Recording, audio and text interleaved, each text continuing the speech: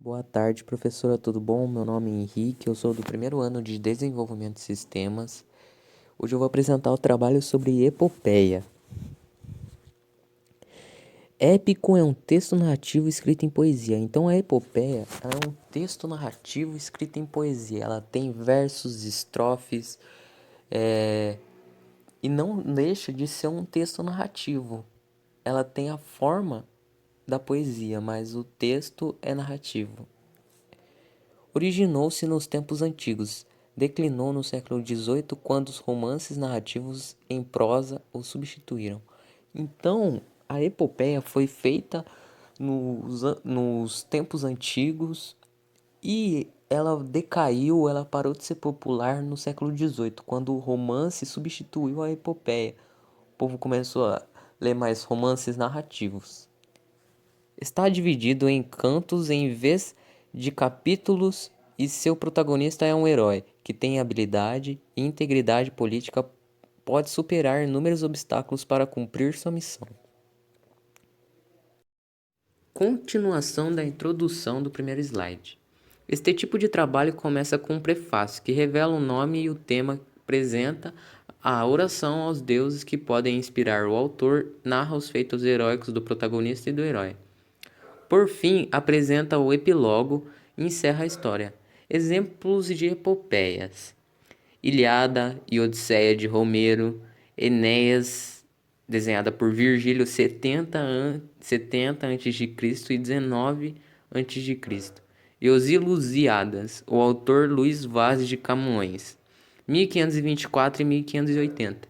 Então, para você perceber que isso foi muito tempo, foi antes do século XVIII que começou a ser popular o romantismo, então a epopeia é um texto narrativo, um dos primeiros textos narrativos feito. Vamos falar o que é um épico.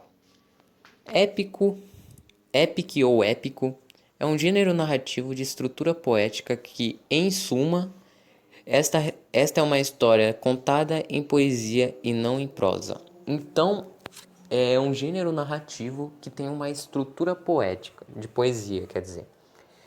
Eles O gênero sempre vai ser narrativo e a forma, a estrutura sempre vai ser em poesia. Esse tipo de narrativa é marcada pela aventura e pelo heroísmo, portanto, o principal elemento da epopeia é a existência do herói como protagonista. Então, a importância o principal elemento, a principal parte, sempre vai ter um herói que vai ser o protagonista pela sua aventura, pelo seu heroísmo. Desta forma, o épico é caracterizado por uma narrativa solene, que visa celebrar uma determinada nação a partir dos feitos heróicos de seu protagonista. Então, é, vai ser marcada pelo seu heroísmo. Na epopeia, o seu herói vai ser marcado pelo seu heroísmo, pela sua aventura, o que ele fez de bom pela nação, pela população. A épica começou a declinar no século XVIII. Como exemplo, podemos citar o épico brasileiro, Uruguai, 1769, daquele século, de Basílio da Gama, 1741-1795, e Caramuru, de 1781, e de Frei José Santa Rita Durão, 1722-1784.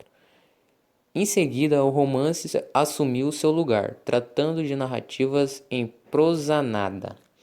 Então, para você ver que o romance tomou conta no século XVIII e substituiu o épico, a epopeia.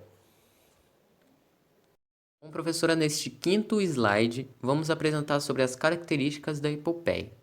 No início da obra, há uma proposição ou prólogo em que a temática é também feita a invocação quando o narrador pede inspiração a alguma divindade, normalmente a musa.